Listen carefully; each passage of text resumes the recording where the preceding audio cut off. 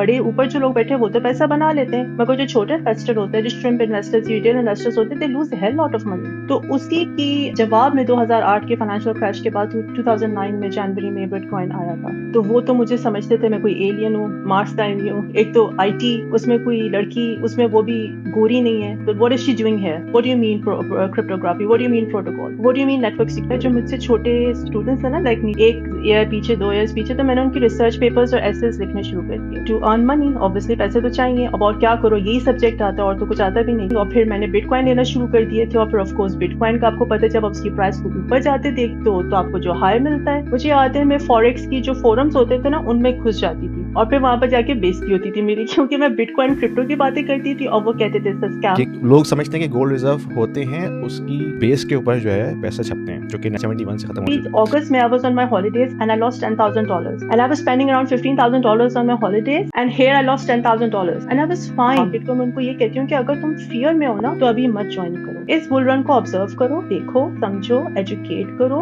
Wait और पैसे जमा करो। और जब बेयर मार्केट आए ना, तब इन्वेस्ट करना, जो कि अप्रैल में नहीं तो 2026 में आनी ही आनी। क्या $50 डाल देते हैं, 5,000 बन गया तो बन गया, नहीं बना तो $50 की क्या फर्क पड़ता है। Solana is called Ethereum killer and Sui is called Solana killer. I'll only invest in Bitcoin at this point in time and I'll keep doing DCA. Exactly. With all the criticism, जो भी उसमें weakness भी है, slow network है, transaction फी high है, उसके बावजूद वो अभी 92,000 पे खड़ा हुआ है। और फिर बिटकॉइन की रैली की बेस पे ही दूसरे कॉइन्स रैली करते हैं ना। आज अगर बिटकॉइन दोबारा 50,000 पे चले जाए, सारे जितने भी ऑल्ट कॉइन्स हैं 90% ड्रॉप हो जाएंगे। और सबसे बड़ा जो ट्रैप है वो मोर्गेज है। जिस दिन आप मोर्गेज में फंस जाते हैं, you are a slave for your entire life. Alright folks, thanks for joining in. Today I have a very special guest और मेरा जो चैनल है वो नॉर्मली फाइनेंस और इन्वेस्टिंग के हवाले से है, तो अब मैंने कुछ अरसे से क्रिप्टो के हवाले से थोड़ा सा कंटेंट कवर करना शुरू किया है। और आज मेरे पास जो गेस्ट हैं वो जो हमारी देसी कम्युनिटी है उसमें काफ़ी मेन स्ट्रीम के अंदर है, ख़ासतौर पर क्रिप्टो के हवाले से। और it's not easy for anybody from Pakistan background to be in the mainstream with regards to investing finance and crypto, because that ये जो इंडस्ट्री है वो काफ़ी मेल डोमिनेटेड है। तो उस हवाले से ये काफ़ी इंस्पायरिंग इनकी स्टोरी है, जिसके बारे में हम उनसे पूछेंगे कि क्या उनकी जर्नी रही है, और ताकि जो यंग ये लड़कियां हैं पाकिस्तान में या इंडिया में जहाँ जहाँ भी, तो उनको एक इंस्पिरेशनल मैसेज मिलेगा इससे। तो without further due, let's get into it. Afsheen, अस्सलाम वालेकुम, कैसी हैं आप? वालेकुम अस्सलाम, बहुत शुक्रिया, मैं बिल्कुल ठीक हूँ। आप बताइए, आप कैसे हैं? बिल्कुल ठीक ठाक। Thank you very much. आपका बिजी स्केड्यूल होता है। मैंने मेरे ख्याल में आपको 2022 में रीच आउट किया था इंस्टाग्राम पे, लेकिन फिर हम शायद वो साइड ट्रैक हो गई कन्वर्सेशन। तो मैं भी फिर थोड़ा सा जो है वो लेट बैक हो गया था। लेकिन फिर मुझे लगा कि अब क्योंकि इंडस्ट्री इस वक्त काफ़ी हॉट है, तो this is the right time to have a conversation. तो इसलिए मैंने आपको जो है वो रीच आउट किया। Thanks very much for your time. तो thank you for having me. No problem. तो अफ़शीन, थोड़ा-सा बताइए कि आपकी जो अर्ली जर्नी है पाकिस्तान से लेके यूके आने तक की। ये सवाल मैं इसलिए पूछ रहा हूँ कि बहुत से लोग पाकिस्तान में इस वक़्त जो यंग हैं, चाहे वो लड़के हों, लड़कियाँ हों, उनका एक ऑफ़ कोर्स एम्बिशन होता है अपने करियर को डेवलप करने का और पाकिस्तान से निकल के यूके, यूएस, यूरोप या कहीं भी जाने का। तो उस हवाले से थोड़ा-सा अपना जर्नी बताइए कि आपकी क्या जर्नी रही है? पाकिस्तान से आपका कहाँ से ताल्लुक था और यूके आप कैसे पहुँची? शुक्रिया फॉर हैविंग मी, बहुत-बहुत शुक्रिया आपका, और इतना अच्छा इंट्रो देने के लिए। Really humbled. मैं पाकिस्तान से, कराची से हूँ, लेकिन मेरी जो परवरिश है वो पाकिस्तान में नहीं हुई थी। मेरे जो डैड हैं वो ओमान में रहते थे हम लोग, और मेरी ओमान में लाइक अपब्रिंगिंग हुई है, परवरिश हुई थी। तो मेरे पास एक ये सॉर्ट ऑफ अपॉर्च्युनिटी थी, या आप ये कह दें कि यही हम लोगों का तब मिशन हुआ करता था या विज़न हुआ करता था, कि वहाँ से पढ़ाई खत्म करके आपने यूके, यूएस या कनाडा जाना है। उस वक़्त यही विज़न था बच्चों का, और कुछ हम लोगों का था नहीं। क्योंकि जो पेरेंट्स थे वहाँ पे सारे, वो like they were doing good, और उनके लिए काफ़ी ईज़ियर था अपने बच्चों को बाहर सेटल करना एज़ कम्पेयर टू आज भी पाकिस्तान में जो पेरेंट्स हैं। तो that was the only vision we had, कि यहाँ से निकल के यूके, यूएस, कनाडा जाना है। मैं यूके इस वज़ह से आई क्योंकि आई जस्ट वांटेड टू। मेरा यूएस की भी कुछ यूनिवर्सिटीज़ में एडमिशन हो गया था, बट उस ज़माने में हम लोग के कोई रिश्तेदार होते नहीं थे यूएस में। तो मम्मी-पापा वर लाइक रिलक्टेंट कि अकेली लड़की को कैसे भेजने वाला सीन मेरे साथ भी हुआ।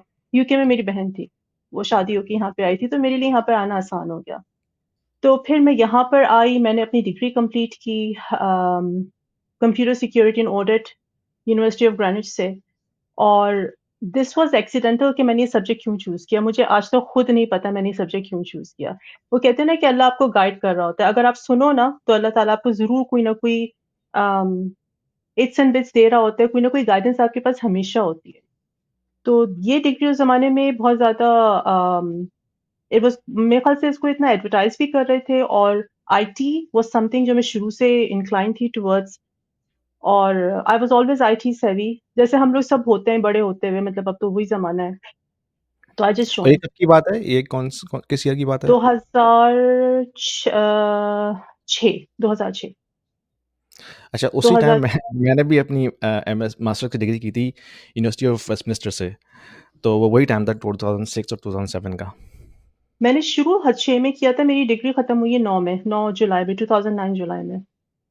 मेरा बैचलर तो पाकिस्तान से था क्योंकि मैंने इलेक्ट्रिकल में इंजीनियरिंग की थी पाकिस्तान से एनडी यूनिवर्सिटी से। फिर मैं जब यूके आया था तो फिर मैंने मास्टर्स किया था वहाँ से। तो वो जो पीरियड था 2006 से लेके 2007 का, वो उसमें मेरा मेरा भी जो स्टडी का टाइम था वहीं पे गुजरा था लंदन के अंदर अच्छा यूनिवर्सिटी ऑफ इंटरेस्टिंग। वेस्टमिंस्टर में। और मेरी ऑफ कोर्स मेरी डिग्री जो थी वो आईटी साइड पे थी। तो फिर तब से मैं जो है वो टेलीकॉम की वर्ल्ड के अंदर ही रहा हूँ पिछले तकरीबन समझ लें 18 साल से। If you are an investor in the US, in Canada, or in Europe, and you are considering investing into Dubai real estate market, this video is for you because we have a platform called Stake, which allows you to invest into the residential real estate market and start earning rental income right away without going through a lengthy documentation process or coming up with a heavy down payment.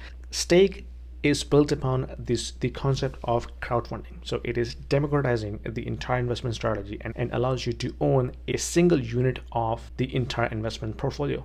So you don't have to own the entire property, right? You can be part of the pool that can actually own a piece of property, a piece of real estate. So that allows you to start with as low as 2,000 dirhams and you can slowly ramp up. So as you start investing into it, you can not only own a bit of real estate, but you also get a portion of the rental income on monthly basis.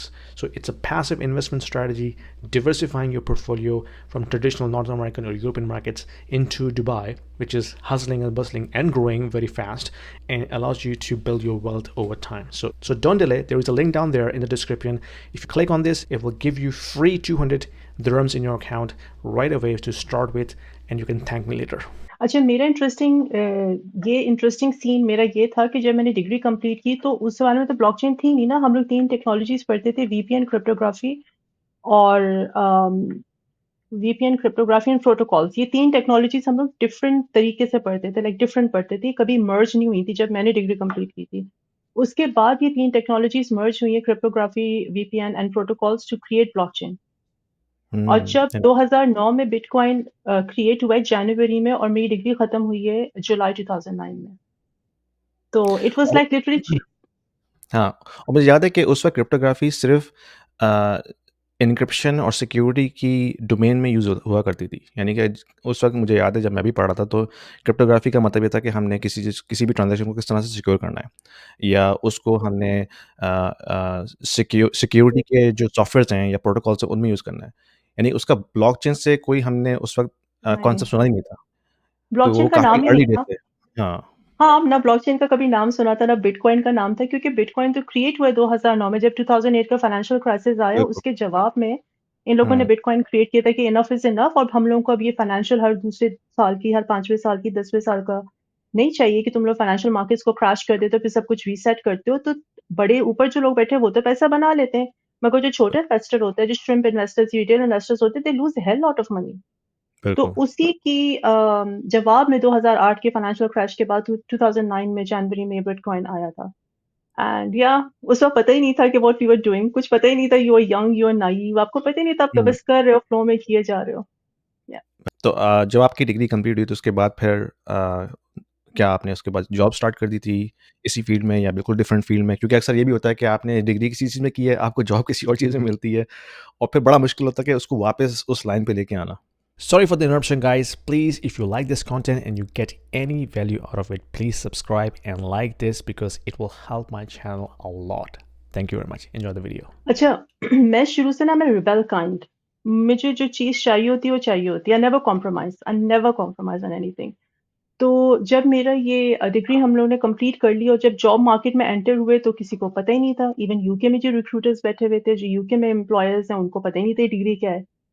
तो वो तो मुझे समझते थे मैं कोई alien हूँ, Mars से आई हुई हूँ। एक तो आईटी उसमें कोई लड़की उसमें वो भी गोरी नहीं है, तो what is she hmm, doing here? What do you mean? Hmm, what do you mean cryptography? What do you mean protocol? What do you mean hmm, network security? तो मुझे जॉब नहीं मिली। कोई हम लोगों को ये बताया जाता था कि तुम्हें 300 एटलीस्ट जॉब्स अप्लाई करोगे, यूके की मार्केट का मैं आपको ज़माने का बता रही हूँ। बिल्कुल। 300 जॉब्स अप्लाई करोगे तो 2-3 से रिप्लाई एक्सपेक्ट करना, जॉब नहीं एक्सपेक्ट करना। तो I was in that mindset कि जॉब मिलना हुँ, बहुत मुश्किल काम है। तो जब मैंने 4, 5, 10 दफ़ा अप्लाई किया, मुझे नहीं मिला, तो मैंने कहा यार ये क्या वो है, लाइक दिस इज़ नॉट, इतनी मेहनत की है। तो और ऑफ कोर्स बिल्स तो पे करने होते हैं, एज़ अ स्टूडेंट बिल तो पे हुँ, करने हैं। तो मैंने क्या करना शुरू किया, जो मुझसे छोटे स्टूडेंट्स हैं ना, लाइक नीचे लेवल के, 1 ईयर पीछे, 2 ईयर्स पीछे, तो मैंने उनके रिसर्च पेपर्स और एसेस लिखने शुरू कर दिए। टू अर्न मनी, ऑब्वियसली पैसे तो चाहिए। अब और क्या करो, यही सब्जेक्ट आता है, और तो कुछ आता भी नहीं था। और वो ऑड्स जॉब आप कब तक करो? टेस्को, हुँ, सेंसबरीज, स्टारबक्स में आप कब तक जॉबें करोगे? Like that's not your career, right? हुँ, तो बिल्कुल। मैंने इस तरीके से स्टार्टेड। तो डिग्री में तो मैंने जितना नहीं पढ़ा था, मैंने जब ये रिसर्च पेपर्स लिखती थी मैं छोटे बच्चों के, उसमें मैंने एक्चुअली पढ़ा। मैंने एक्चुअल रिसर्च करना तब शुरू किया, क्योंकि यू हैव टू, लाइक आपको उनको ए ग्रेड लेकर देना है, आपको बी ग्रेड, उनको बी क्लास का पेपर है, या और सस्ता अगर पैसे कम चार्ज करो तो बिल्कुल सी कैटेगरी का पेपर लिखो। बट एनीवेज अगर आपने ए उनको दिलाकर देना है, तो you have to really understand what you are saying in writing. और उस बिल्कुल। ज़माने में plagiarism was like very strict. कोई चैट जीटीपी वगैरह तो होता नहीं था। कोई ट्रेडिंग बॉट्स, सॉरी, कोई बॉट्स तो होते नहीं थे जो आपके प्लेजरिज्म को डिटेक्ट कर लें, राइट? तो you have to be very, very, very careful, एक-एक वर्ड आपको प्लेजरिज्म में ना आ जाए। यू सी, तो मैंने तकरीबन 4-5 साल या पता नहीं 6 साल ये काम किया है। अच्छा, रिसर्च यानी पेपर्स लिखे कि थे। डिग्री खत्म होने के बाद आपने तकरीबन 4 साल सिर्फ़ यही काम किया, आपको यानी कि उस वक़्त तक भी जॉब की कोई अपॉर्च्युनिटी नज़र नहीं आई थी? यार, आई was making very good money. I was making like 3000 हाँ। 5000 पाउंड्स अ मंथ। तो व्हाई वुड आई? वाओ! मैं क्यों वाओ! जाके टेस्को एज़डा में खड़े होकर जॉब्स करूँगी? क्योंकि ऑब्वियसली, व्हाई अगर वुड आप I? Early early in career job भी लेती हैं, तो मेरे ख़्याल में वो उस ज़माने के मुझे याद है, मैंने भी जब पास आउट हुआ था, तो मुझे जो पहली जॉब मिली थी, वो 24,000 पाउंड्स पर ईयर की पर मिली एनम। थी। हाँ, जो कि और बहुत टैक्सेस बेसिक है। निकाल लें। एग्ज़ैक्टली टैक्स मिला के शायद मुझे बचते होंगे शायद 2200 पाउंड्स पर मंथ, कुछ इस तरह का अमाउंट मुझे याद है। तो अगर आप 3000 या 3 4000 सिर्फ़ इस काम से अर्न कर रही हैं, तो that's more than good enough. I was making around um, 5000। मतलब मुझे क्या था, मुझे तो सिर्फ मज़े ही करने थे ना। अपना रेंट पे कर दिया फ्लैट का, और फिर बाकी आपने शॉपिंग कर ली, मेकअप खरीद लिया, मज़े कर लिए, घूम लिए, फिर लिए, हॉलिडेज़ कर ली। तो इट वाज़ राइट। फन। तो मैं अच्छे पैसे कमाई थी, मुझे क्या ज़रूरत थी मैं एज़ द टेस्को में जाऊँ। आई वाज़ सेल्फ एम्प्लॉयड, मैं सेल्फ एम्प्लॉयड रजिस्टर्ड थी। तो हुँ, उसपे आपको पहले 2 साल काफ़ी वो भी मिल जाती है गवर्नमेंट की तरफ से लीनियंसी, और फिर मैं भी पीएसडब्ल्यू पे थी, पोस्ट स्टडी वर्क वीज़ा पे। तो मेरा सिर्फ टारगेट ये था कि यहाँ पे अपने पासपोर्ट को कैसे सिक्योर करना है।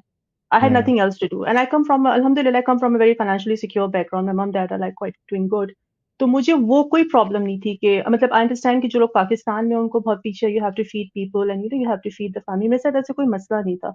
The thing is I was always focused. मैंने कभी कॉम्प्रोमाइज़ नहीं किया कि अच्छा यार ये जॉब नहीं हुँ, मिल रही तो मैं टेस्को में जाके कर लेती हूँ। I mean, I am not saying कि मैंने टेस्को में जॉब नहीं किया। मैंने टेस्को में तो खैर नहीं किया, सेंस नहीं, टेस्को में भी मैंने किया है। टेस्को, सेंसबरीज, स्टारबक्स, वो इन तीनों स्टूडेंट लाइफ में जगहों पे सब मैंने, करते स्टूडेंट लाइफ में मैंने सब किया है। बट आई वाज़ हैं। लाइक कि यार खत्म हो गया, बड़े होना है, स्टूडेंट कब तक रहना है, you have to get serious.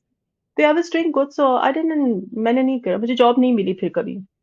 और शुक्र है नहीं मिली, बिकॉज़ मेरा कभी जॉब माइंडसेट था ही नहीं। मेरा कभी भी जॉब वाला माइंडसेट नहीं था। मेरा अभी भी ये कि मेरा जॉब माइंडसेट नहीं है। I don't want to be a corporate slave. I don't want to be a slave for anyone. I don't want to work for anyone's dream.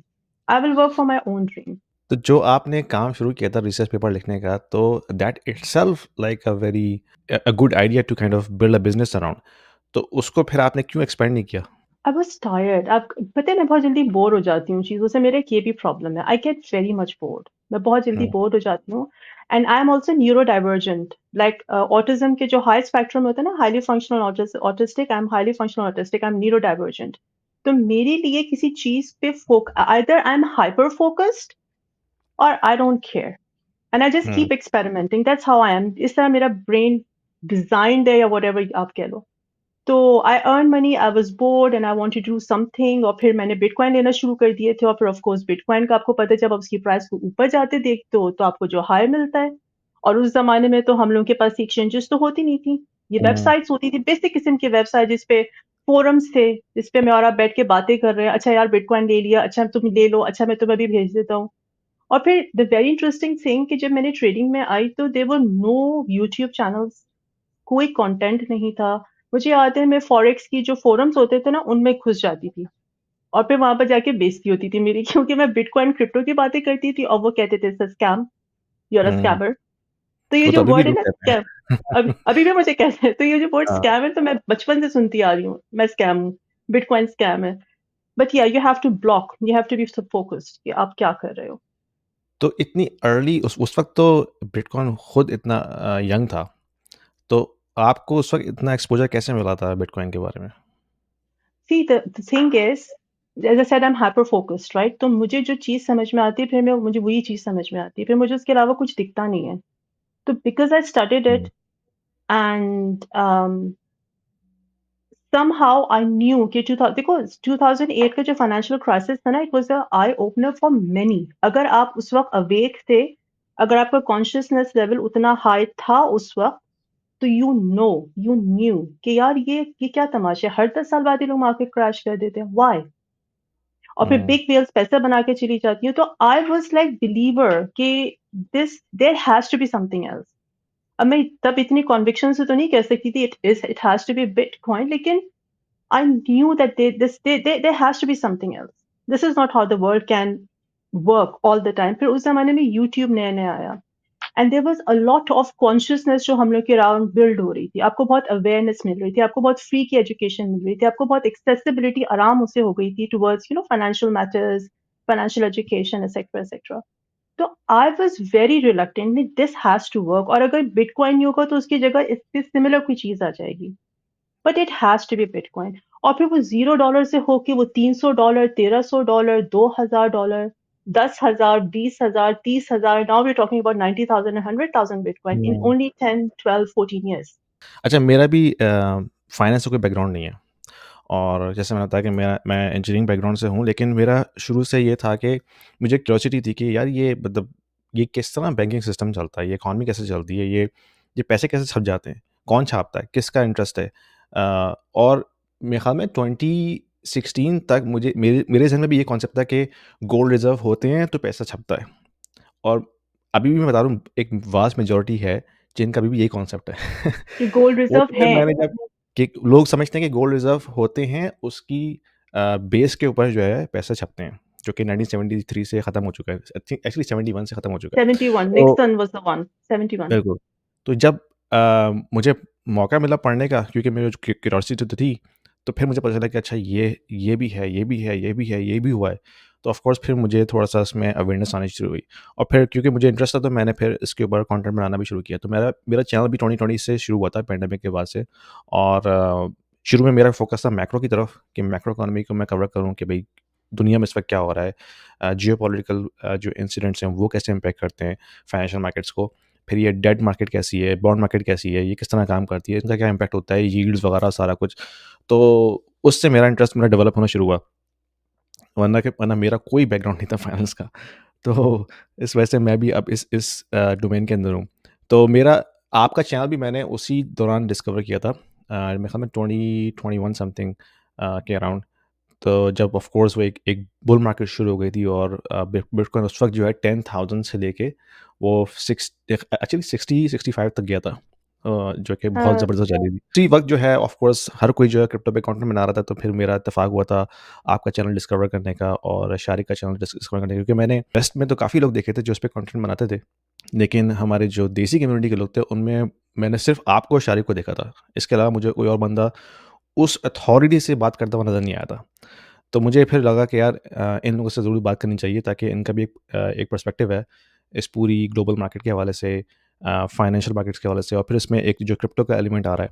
तो it will be interesting to have this conversation. तो उस वक़्त से मैं आपसे जो है ना कॉन्टैक्ट करना चाह रहा था, लेकिन ख़ैर वो हुआ नहीं था। अच्छा, अब ये बताइए कि ये जो आपकी पूरी जर्नी है, अ, जैसा कि आपने खुद बताया कि एक लड़की के लिए, वो भी ख़ास तौर पे जो एशियन बैकग्राउंड से है, इट्स क्वाइट चैलेंजिंग, मैं समझ सकता हूँ। लेकिन ऑफ़ कोर्स मैं आपकी व्यू से जानना चाहता हूँ कि आपको क्या चैलेंजेस फ़ेस करने पड़े?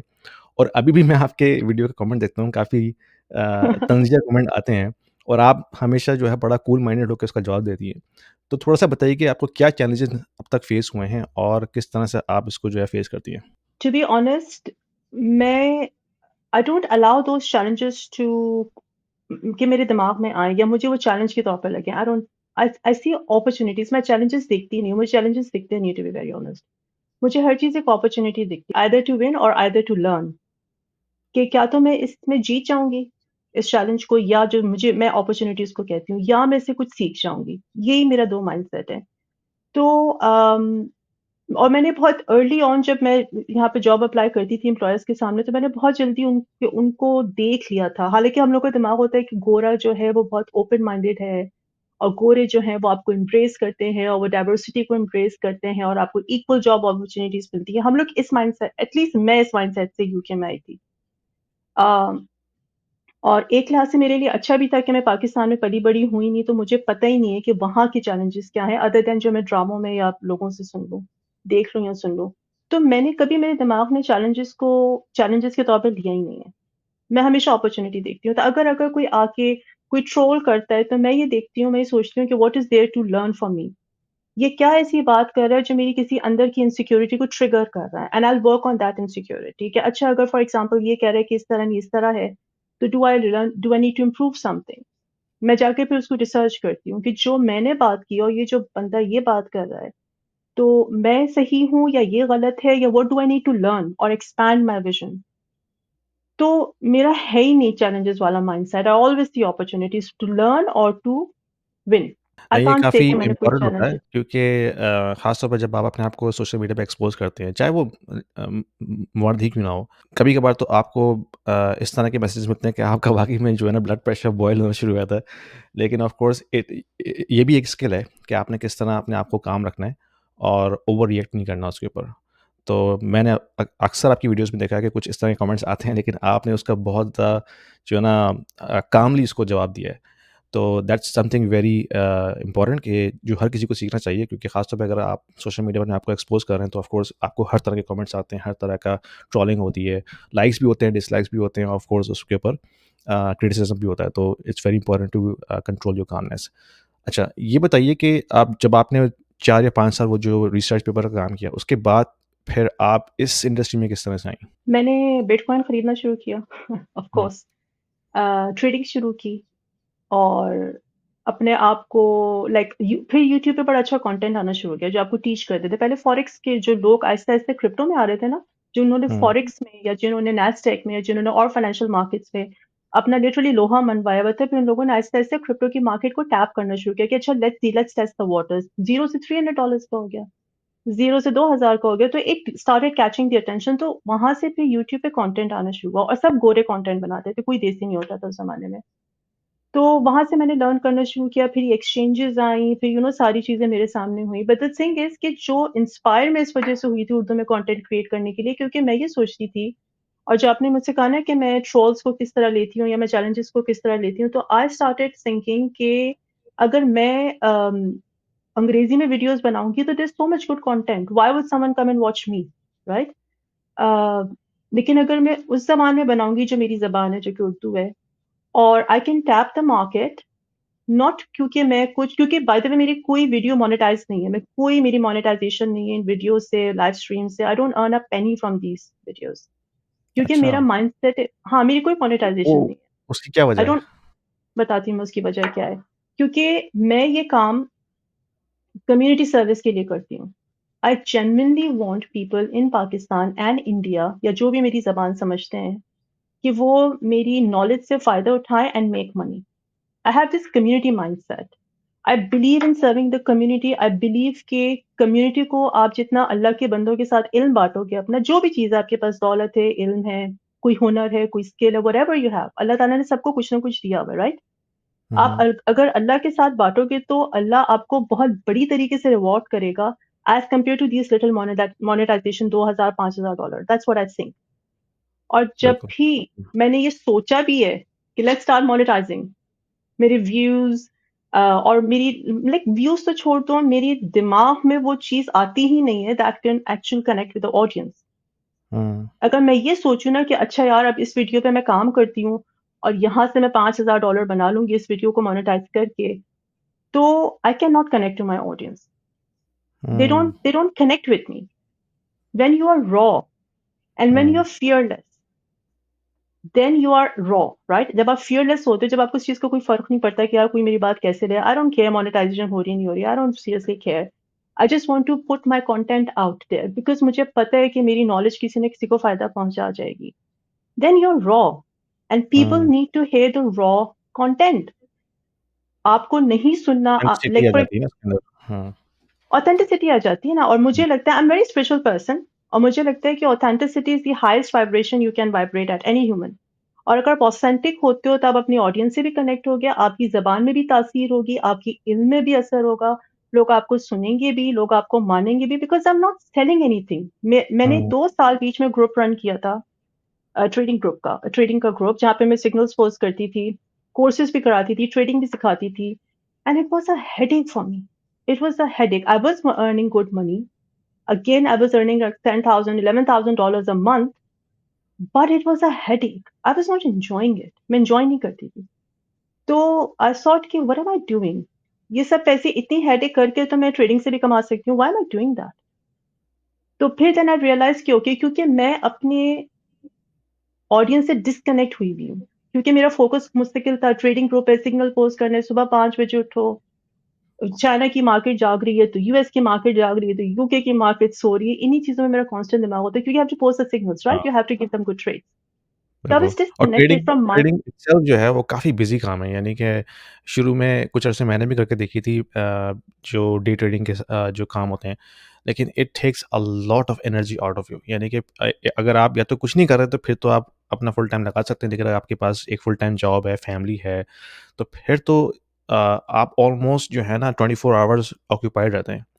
तो that also impacting my health as well, क्योंकि फिर मैंने सोचा कि ये तो इतना एनर्जी इंटेंसिव काम है, यानी कि अगर आपने डे ट्रेडिंग के हवाले से कंटेंट क्रिएट करना है या सिग्नल्स देने हैं या अपने लिए भी डे ट्रेडिंग के लिए रिसर्च करनी है, इट टेक्स अ लॉट।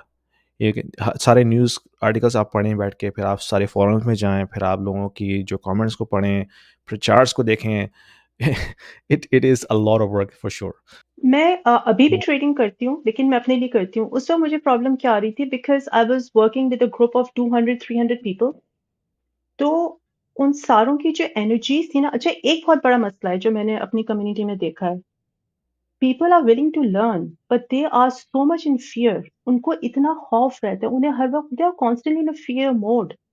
हमारे पैसे ना डूब जाएँ, हमारा $5,000 ना डूब जाए, हमारा $20,000 ना डूब जाए, ये कितने एक्स करेगा, ये कितने परसेंट करेगा। They are constantly chasing money um, and they are disconnected from Allah, और अपने ईमान को वो लोग डाइल्यूट किए जा रहे हैं, बिकॉज़ दे आर कॉन्स्टेंट, क्योंकि ईमान, अगर आप फ़ियर में हो तो फिर आपके अंदर ईमान नहीं है, राइट? और अगर आपके अंदर ईमान है तो फिर आपके अंदर फ़ियर नहीं है। ये दोनों चीज़ें कोएग्ज़िस्ट हो नहीं सकती हैं। तो I was absorbing a lot of negative energy from the group because they were constantly, not that they were bad people, they wanted to learn, they had hmm, the money to trade, लेकिन I was constantly absorbing their negative energy. तो मैंने कहा यार I don't want to do it. I'll go back to educating and training them and teaching them and I enjoy that. मैं उसमें बहुत खुश हूँ and I'll trade for myself. मैं अभी भी ट्रेड करती हूँ, मैं फ्यूचर्स ट्रेड, बहुत मैं प्रो फ्यूचर्स ट्रेडर हूँ, and I don't think so कि कोई इतनी आराम से क्लेम करेगा बैठ के कि like कि मेरे 70% सक्सेस रेट है when it comes to futures trading. But I do it for my self because I know कि अगर मैं सारा पैसा आज लूज भी कर दूंगी, अभी अगस्त में I was on my holidays and I lost $10,000 and I was spending around $15,000 on my holidays and here I lost $10,000 and I was fine. मैंने अपनी हॉलीडे पूरे मजे किए, मैंने पूरा एंजॉय करके आई, मुझे एक दफा भी ये नहीं हुआ कि $10,000 मेरे डूब गए। लेकिन अगर वही $10,000 जो हम लोग की कम्युनिटी की मैं बात कर रही हूँ ऑन एवरेज आम इंसान की, तो वो अपने हॉलीडेज का सत्यानाश कर देगा। हुँ, So I ये am तो है। happy to lose money because I don't chase money, because I don't think कि money is above me. हम लोग देसी मेंटालिटी है कि we put money on the pedestal. हम लोगों ने पैसों को ना पेडिस्टल पे रखा हुआ है। तो हुँ। when you trade and invest from the fear, you are guaranteed to lose it. असल में उसकी कुछ और वजूहत भी होती हैं, जैसे पाकिस्तान में तो फाइनेंशियल सिचुएशन वैसे ही इतनी टाइट होती है लोगों की, तो वो अगर जो भी थोड़ा बहुत इन्वेस्ट करना चाह रहे हैं, तो अगर वो उनको ये लगे कि ये लूज़ हो जाएँगे, तो ऑफ़ कोर्स वो उनके लिए काफ़ी एक बड़ा सेटबैक होता है। लेकिन जो लोग वेस्ट में रहते हैं, तो उनके पास डिस्पोजेबल इनकम जो है वो थोड़ी-सी कंपैरेटिवली ज़्यादा होती है, तो वो उस लिहाज से उनको इतना जो है वो खौफ नहीं होता क्योंकि वो पता है कि मैं रिकवर कर लूँगा बाद में 6 महीने में, साल में, जो भी है। लेकिन पाकिस्तान जैसे मुल्क में रहते हुए जो लोग बेचारे बड़ी मुश्किल से पैसा जमा करते हैं इन्वेस्टिंग के लिए, अगर वो डूब जाए तो फिर वो उनके लिए बड़ा सेटबैक होता है। तो अब आपका जो प्रोफ़ेशन है वो फुल टाइम यही है, ट्रेडिंग करना है, या आपकी कोई अपनी कोई फुल टाइम जॉब है? मतलब आपका रेवेन्यू मॉडल क्या है इस वक़्त? मैं 2 काम करती हूँ। एक तो crypto, hmm, hmm. Content creation जो कि again I don't monetize at all और ट्रेड एंड इन्वेस्टमेंट जो कि मेरी अपनी क्रिप्टो में होती रहती है और दूसरा मेरा अपना एक और प्रोजेक्ट है। I am working on quantum mechanics and spirituality. I am actually writing a book on quantum mechanics and spirituality. तो ये 2 मेरे इंटरेस्ट हैं सब्जेक्ट के और मेरी कोई जॉब नहीं है। मैं और कोई जॉब नहीं करती। I earn from um, whatever I earn from cryptos because I don't have that job mindset. Um, मुझे कोई इंटरेस्ट नहीं है किसी के ड्रीम्स के लिए काम करने में, अपनी ड्रीम्स के लिए काम करूँगी and I am and the thing is see आपने कहा ना कि पाकिस्तान में लोगों के पास इतने पैसे नहीं होते, आई डू अंडरस्टैंड दैट और जैसे बहुत सारे लोग अभी नए जॉइन कर रहे हैं बिटकॉइन सॉरी क्रिप्टो की मार्केट को, मैं उनको ये कहती हूँ कि अगर तुम फ़ियर में हो ना, तो अभी मत जॉइन करो। इस बुल रन को ऑब्ज़र्व करो, देखो, समझो, एजुकेट करो, पढ़ो, वेट और पैसे जमा करो और जब बेयर मार्केट आए ना तब इन्वेस्ट करना, जो कि अप्रैल में नहीं तो 2026 में आनी ही आनी है। क्या तो अप्रैल हुँ। 25 से मार्केट में गिरना है या फिर 26 में तो गिरना ही गिरना है। Don't rush. साइकिल है ना, ये तो साइकिल होती है ऊपर-नीचे की, तो अभी बुल मार्केट है तो इसलिए हर चीज़ जो है ऊपर जाती हुई नज़र आ रही है। लेकिन जब बेयर मार्केट शुरू होगी तो फिर हर चीज़ क्रैश होती हुई नज़र आएगी। तो that's the right time to buy for sure. Exactly तब बाय हुँ, करो। अभी सिर्फ़ अपने एन्जॉय करो इस फन को, इस थ्रिल को कि बिटकॉइन ऊपर जा रहा है। डोंट पुट मनी बिकॉज़ सी जब आप फ़ियर फैक्टर से किसी भी चीज़ में इन्वेस्ट करोगे, चाहे वो क्रिप्टो हो, चाहे वो आपकी प्रॉपर्टीज़ हों, गोल्ड हो, प्रेशियस मेटल्स हो, नैस्डैक हो, किसी भी फाइनेंशियल मार्केट में अगर आप फ़ियर के साथ इन्वेस्ट करोगे ना, it's guaranteed to lose because that's the energy of putting into your investment. अब ये बताइए कि ऑडियंस इस वक़्त देख रही है, उनमें से कुछ लोग होंगे जो क्रिप्टो में इस वक़्त बहुत ज़्यादा इन होंगे, कुछ होंगे जो सिर्फ़ उसको वाटर टेस्ट कर रहे होंगे, और कुछ लोगों को अभी भी कुछ आइडिया नहीं होगा, वो समझते होंगे ये स्कैम है। तो ज़रा इसको डीमिस्टिफ़ाई कर दें कि ये स्कैम है या नहीं है, और आपकी क्या कन्विक्शन है इस क्रिप्टो इंडस्ट्री के हवाले से? ऑफ़ कोर्स, क्योंकि अगर मैं जो कॉइन्स की लिस्ट निकालूँ वो तो इनफ़िनिट लिस्ट है। यानी कि हर दिन जो है वो थाउज़ेंड्स ऑफ कॉइन्स जो है वो ऐड हो रहे हैं। तो अब किस पे हम ट्रस्ट करें, किस पे ना ट्रस्ट करें? ये जो एक नया बंदा अगर क्रिप्टो इंडस्ट्री में आना चाहता है तो उसके लिए बहुत एक चैलेंजिंग टास्क है कि वो इसको फ़िल्टर आउट कैसे करे कि क्या चीज़ स्कैम है, क्या चीज़ नहीं है? तो इस पे थोड़ा-सा अपनी आप ओपिनियन दीजिए। श्योर पहले आपने कहा कि क्रिप्टो की मार्केट या बिटकॉइन स्कैम है।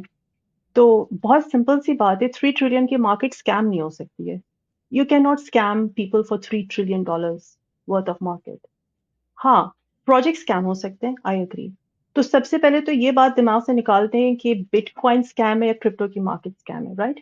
अगर स्कैम क्रिप्टो की मार्केट में होता है तो फाइनेंशियल मार्केट्स में बैंकिंग मेरे हिसाब से सबसे बड़ा स्कैम है। सबसे बैंकिंग बड़ा स्कैम तो सिस्टम बैंक जो फ्रैक्शनल रिज़र्व थी बैंकिंग है, वही वही सबसे बड़ा स्कैम है, जिसको सबसे बड़ा लोग अभी तक बेचारे भुगत रहे हैं। सबसे बड़ा स्कैम तो फिर हुँ, बैंकिंग सिस्टम हो गया ना। हुँ, फाइनेंशियल मार्केट्स पे सारी स्कैम है। फिर सबसे बड़ा scam I shouldn't be saying और आप एडिट कर देना या आई डोंट नो। सबसे बड़ा स्कैम तो पेट्रो डॉलर है ना, डॉलर है। हाँ। नहीं, हम लोगों को ये मुझको लिटरली 10 7-8 या 12 साल पहले पता चला कि dollar is not reserved by gold anymore. मुझे नहीं मेरा भी पता था। यही इत्तेफ़ाक था, मैंने जब पढ़ना शुरू किया था 20 आई थिंक 16-17 में, तब मुझे पता चला कि मुझे भी यही अंडरस्टैंडिंग थी कि भई डॉलर जो है वो तभी प्रिंट होता है जब फेडरल रिज़र्व के पास उतना गोल्ड होता है। लेकिन मुझे बाद में पता चला कि भाई ये चीज़ तो 1971 में ख़त्म हो चुकी है, और अब तो बस वो एक फ्लोटिंग करेंसी है और उनको उनकी जब मर्ज़ी होती है वो छाप देते हैं, और बेचारे जो इमर्जिंग कंट्रीज़ हैं वो भुगतते हैं, क्योंकि अगर डॉलर महँगा होता है, तो उनका डेट महँगा हो जाता है, फिर उनको मज़ीद और डॉलर बाय करने पड़ते हैं just to pay off the interest. तो फिर मुझे समझ में आया कि ये पूरी दुनिया का जो सिस्टम चल रहा है, फाइनेंशियल सिस्टम, ये तो बहुत जिसे कहते हैं कि अनफ़ेयर सिस्टम है उन कंट्रीज़ के लिए जो कि बेचारे डेब्ट के अंदर फँसे हुए हैं, पाकिस्तान जैसा मुल्क। यानी कि जब से जितना उनके पास डेट है, वो मुझे लगता है कभी निकल नहीं पाएँगे, क्योंकि जो सिस्टम रिग्ड हुआ हुआ है उनके खिलाफ, वो ये है कि डॉलर विदाउट फ्रॉम एनीथिंग जो है वो प्रिंट होता है, और जब डॉलर ऊपर जाता है, ऑफ कोर्स उनका डेट महँगा हो जाता है, और ना सिर्फ डेट महँगा होता है, फिर उनको उस पे एक्स्ट्रा इंटरेस्ट भी पे करना पड़ता है। तो मुझे लगता है पाकिस्तान का जो है ना डेट कभी ख़त्म नहीं होगा इस पूरे सिस्टम की वजह से। पाकिस्तान का डेट कैसे खत्म? पाकिस्तान तो फिर पाकिस्तान है। यूएस के ऊपर खुद 38 ट्रिलियन का डेट है। दे आर देखो। Under $38 trillion debt. और मजे की बात ये लोग सोचते नहीं है कि जिस मुल्क की अपनी मनी प्रिंटिंग मशीन है, सबसे पावरफुल मनी प्रिंटर जिसके पास है, वो $38 ट्रिलियन की डेट में बैठा हुआ है। हम्म। क्यों? कहाँ जा रहा है वो पैसा? और सबसे मज़े की बात ये है कि उनका जो डेट है वो लोग वॉलंटरली बाय करते हैं। यानी कि जो यूएस ट्रेजरी बॉन्ड्स। मार्केट है, वो बेसिकली फोर्स तो नहीं कर रहा है किसी को तुम बाय करो, वो तो लोग दुनिया जो है वॉलंटरली इसको बाय करती है। तो ये फिर उनको फ़ेवर करता है ना कि उनको जब मर्ज़ी चाहे, जितना मर्ज़ी चाहे वो पैसा छापें क्योंकि लोग लगे खड़े हुए हैं उसको बाय करने के लिए। तो ये फिर एक तो अनफ़ेयर एडवांटेज देता है उनको, और फिर जो दूसरे बेचारे जो इमर्जिंग कंट्रीज़ हैं, वो इसमें जो है पिसते चले जाते हैं। क्योंकि उनका डेट महँगा होता जाता है और उनको फिर अपनी करेंसी को प्रिंट करें तो उनकी अपनी करेंसी नीचे नीचे चली जाती है। तो फिर उनको मज़ीद डॉलर जो है वो अर्न करने पड़ते हैं, चाहे वो एक्सपोर्ट से करें या किसी भी तरह से करें, just to pay off the interest on the debt. तो ये जो पूरी साइकिल है, ये तो बेचारे जो इमर्जिंग कंट्रीज़ हैं, वो तो हमेशा इसमें पिसते रहेंगे। आप इमर्जिंग कंट्रीज की बात कर रहे हैं। अभी अगस्त में जब बिटकॉइन क्रैश किया था, जापानीज मार्केट क्रैश कर गई थी। बिटकॉइन जो क्रैश किया था, जापानीज मार्केट क्रैश की थी। क्यों? क्योंकि जापानीज मार्केट, जापान जो है वो सबसे बड़ा बायर है ना यूएस बॉन्ड्स का, राइट, ट्रेजरी ट्रेजरी का। बॉन्ड्स का। उनकी क्रैश की वजह से वो क्रैश किए। जापान, पाकिस्तान तो फिर कहाँ पर है? द हुँ, पॉइंट इज कि अगर इसको लोग स्कैम समझते हैं तो फिर यूएस डॉलर सबसे बड़ा स्कैम है, बैंकिंग सिस्टम उससे बड़ा स्कैम है। तो और ये 3 ट्रिलियन की मार्केट होगी, प्रोजेक्टेड टू बी $10 ट्रिलियन। अगर बिटकॉइन हम लोग 120 पे देख लेते हैं, 100 पे देख लेते हैं, चलो इस साल शायद हम लोग 100 का देख लें, मोस्ट लाइकली देख लेंगे। अगले साल हम लोग 120 का देख लेते हैं या 200,000 का देख लेते हैं, जैसे कि JP Morgan is predicting, will see. तो हम लोग 10 ट्रिलियन पे बैठे हुए, राइट? तो 10 ट्रिलियन, चलो 10 ट्रिलियन पे गए, 3 ट्रिलियन की मार्केट स्कैम नहीं हो सकती। यहाँ प्रोजेक्ट स्कैम होते हैं। अब आप उनको कैसे फिल्टर आउट करो? देयर मेनी वेज, लेकिन फर्स्ट थिंग इज कि जो नए लोग आ रहे हैं, आई वुड स्ट्रांगली सजेस्ट कि हाई मार्केट कैप्स में डालो पैसे, अपने इन्वेस्ट करो। लो मार्केट कैप्स में इस तरह ना करो, और मिड मार्केट कैप्स में इस वजह से ना इन्वेस्ट करो because it's very tricky. Because ये इतनी ऐसी मार्केट है कि बहुत आराम से मैनिपुलेटेड हो जाती है because of lack of regulations अभी तक, सिवाय इसके what do you call them, जो अभी जनवरी में लोगों ने अप्रूव किया था बिटकॉइन का, ईटीएफ। हुँ, ईटीएफ्स। ईटीएफ्स हुँ, ईटीएफ्स अभी है, मगर रेगुलेशन अभी इतनी क्लियर नहीं हुई है, राइट? तो अब ट्रम्प के आने के बाद हम लोग को रेगुलेशंस की क्लैरिटी मिलेगी। Because of lack of regulations manipulate करना मार्केट को बहुत आसान होता है। तो हाई मार्केट कैप्स में जाओ। मैं उनके लिए कह रही हूँ जो मार्केट को अभी नया नया ज्वाइन कर रहे हैं। बिटकॉइन में पैसे डालो। लोग समझते हैं आप पूरा एक बिटकॉइन ही खरीदोगे, आगे से कहेंगे 80,000 का बिटकॉइन कैसे खरीदो? 0.1 खरीद हुँ, लो, 0.01 खरीद लो, राइट? द थिंग इज आप गोल्ड भी तो खरीदो ना। जनरेशंस में ये जाता है, जिस तरह जनरेशंस में गोल्ड जाते हैं, सर बिटकॉइन जनरेशंस में जाएगा। And why, I come that to in a bit. तो आप थोड़ा थोड़ा बिटकॉइन खरीद लो, इथीरियम खरीद लो, हाई मार्केट कैप्स। क्यों? वन सिंपल रीजन कि लेट्स से अज्यूम कर लेते हैं कि पूरी मार्केट डूब रही है। अज्यूम कर लेते हैं क्रिप्टो की पूरी मार्केट टाइटैनिक है और ये डूब रही है। तो बिटकॉइन इथेरियम सबसे आखिर में डूबेंगे। क्यों? क्योंकि उनमें सबसे ज्यादा डोमिनेंस है। You will get a chance to get out of this Bitcoin and Ethereum. लेकिन जो लो मार्केट कैप्स हैं, जो लोग लालच में आ जाते हैं ना, ग्रीड में, हुँ, कि एक्सआरपी 0.4 का बाय कर लेते हैं, $10 का एक्सआरपी हो जाएगा तो हमारे बड़े अच्छे पैसे बन जाएंगे। तो जो खैर XRP is not low market cap, मैं मिसाल के तौर पर बता रही हूँ, सस्ता टोकन है, right, as compare to Bitcoin Ethereum. तो don't go for that, go for Bitcoin Ethereum. High market caps में जाओ। और again XRP is a high market cap coin, but लोगों का ये ख्याल है एज एन एग्जाम्पल कि $10 का हो जाएगा, $5 का हो जाएगा। That's not gonna happen. क्योंकि अगर बिटकॉइन, हम लोग ये हुँ। कहते हैं कि एक्सआरपी $2 का भी हो जाएगा, $3 का भी हो जाएगा, तो वी आर सेइंग कि बेसिकली इथेरियम के मार्केट कैप को फ्लिप कर देगा। नहीं, ऐसा नहीं होगा, क्योंकि हाँ, सबसे ज्यादा क्योंकि तो sorry for the interruption, guys. If you are new in crypto and you're looking for an exchange to start crypto journey today, check the link in the description below. I have a link for the Coinbase platform, which will give you $10 worth of BTC for free if you start using my link. Enjoy the trading. Let's get back to the video. Capital तो किसी asset से निकल के दूसरे asset में flow होता है ना, ऐसा तो नहीं होता कि वो कैपिटल कहीं और से आ रहा है। तो ये भी समझने की चीज़ है कि जो भी हमें बुल रन जो नज़र आ रहा है, दैट मीन्स कि वो कैपिटल कहीं और से निकल रहा है। चाहे वो गोल्ड से निकल रहा है या वो इक्विटी मार्केट से निकल रहा है, और फिर वो वहाँ से निकल के जो है वो बिटकॉइन में या इथेरियम में या क्रिप्टो की जो दूसरी कॉइन्स है उसमें जा रहा है। तो वो रिवॉल्व होता रहता है पैसा। तो ये सोचने की ज़रूरत होती है कि वो पैसा अगर अभी जा रहा है क्रिप्टो में, तो वो कहाँ से आ रहा है? वो यकीनन गोल्ड से आ रहा है, क्योंकि गोल्ड अभी नीचे हुआ है, 2700 तक चले गया था। और फिर कुछ इक्विटी मार्केट से भी पैसा निकला है। हो सकता है बॉन्ड मार्केट से भी निकला हो, जो बड़े-बड़े जो इंस्टीट्यूशनल इन्वेस्टर्स हैं, वो अपना फंड जो है वो बॉन्ड से निकाल के जो है क्रिप्टो में डाल रहे हों, हू नोज़? तो यही होता है ना, पैसा रिवॉल्व करता रहता है। Exactly, money always change pockets um, unless ये लोग मनी प्रिंट करके इंड्यूस करते हैं अपनी इकोनॉमीज में, लिक्विड लिक्विड इंजेक्शन कर दें मनी की, सॉरी लिक्विडिटी को इंजेक्ट करते हैं इकोनॉमीज के अंदर। अनलेस ऐसा होता है, जो कि कोविड के जमाने में हम लोगों ने देखा था, 2020 में फ्री मनी प्रिंटिंग हुई थी। I mean not free money printing, stimulus checks दिए गए थे, दैट्स डिफरेंट कहानी, लेकिन money only change pockets, right? तो अगर आप लोग जो हाई मार्केट कैप से उनमें पैसा डालो, ग्रीड में मत आओ, सबसे पहले लर्न करो, फियर में ना आओ, ग्रीड में ना आओ, क्योंकि fear and greed are the two emotions जो कि इस मार्केट को रन करती है। आई एम प्रीटी श्योर सारे फाइनेंशियल मार्केट्स को फियर एंड ग्रीड ही रन करती है। अगर आप इसमें ट्रैप हो जाओगे, फियर एंड ग्रीड में, then you can't make money. Hmm, get out of बिल्कुल। फियर एंड ग्रीड, ना लालच करो, ना डर में आओ, सोच समझ के छोटी इन्वेस्टमेंट करो, लर्न करो एंड ग्रो।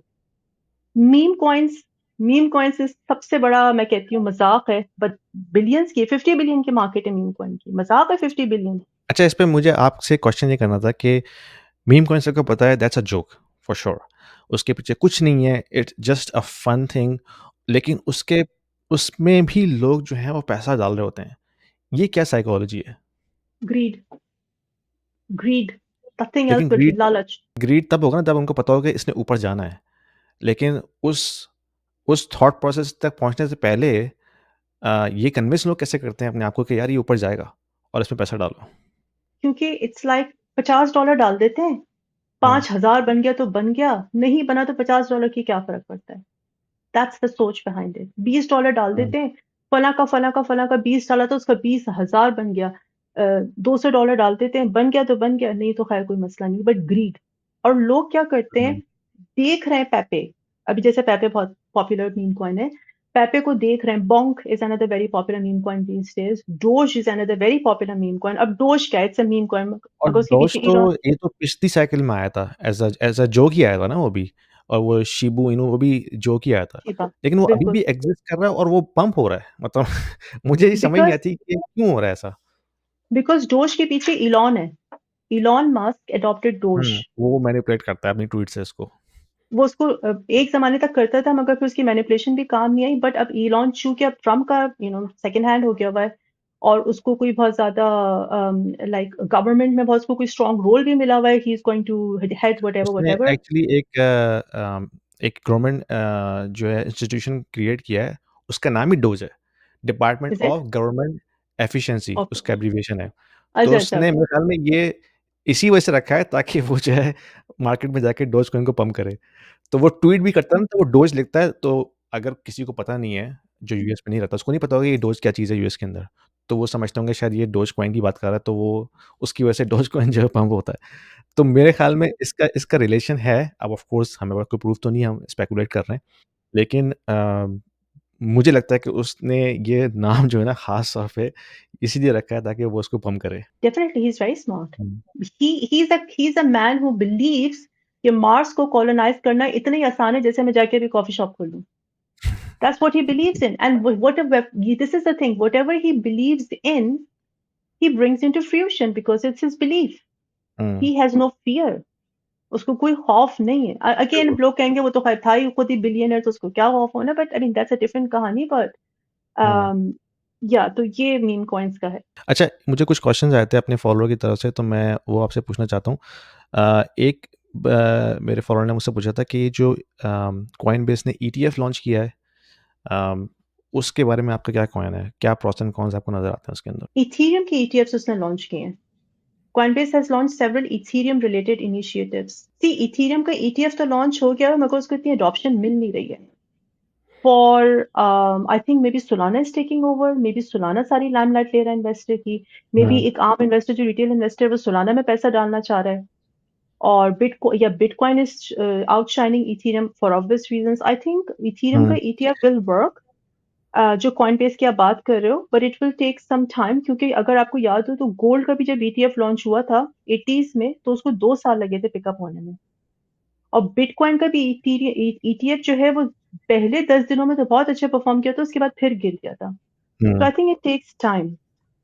अब और कॉइनबेस ये इज भी है वर्किंग कि विद। ना कि वो जो एक नया कॉइन आया है सुई के नाम से, वो काफ़ी जो है वो पॉपुलर हो रहा है, और उसकी वजह से ऑफ कोर्स कैपिटल दूसरे कॉइन से निकल के उसमें आ रहा होगा, तो हो सकता है इथेरियम में जो कैपिटल था वो अब वहाँ से निकल के सुई में जा रहा हो, हु नोज़। मतलब ये भी एक हो सकता है ना कि इन्वेस्टर हमेशा जो है वो एक शाइनिंग टॉय की तरफ देखता है कि अब नेक्स्ट शाइनिंग टॉय क्या है, कहाँ मैं अपना रिटर्न जो है मैक्सिमाइज़ कर सकता हूँ।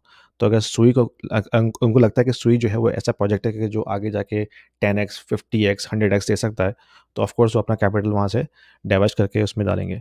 तो ये भी हो सकता है कि अगर उनको अदर प्रोजेक्ट नज़र आ रहे हो तो वो सुई जैसे फिर वो इथेरियम से पैसा निकल के उसमें जा रहा होगा। The interesting thing is कि Solana is called Ethereum killer and Sui is called Solana killer. You अच्छा। getting me?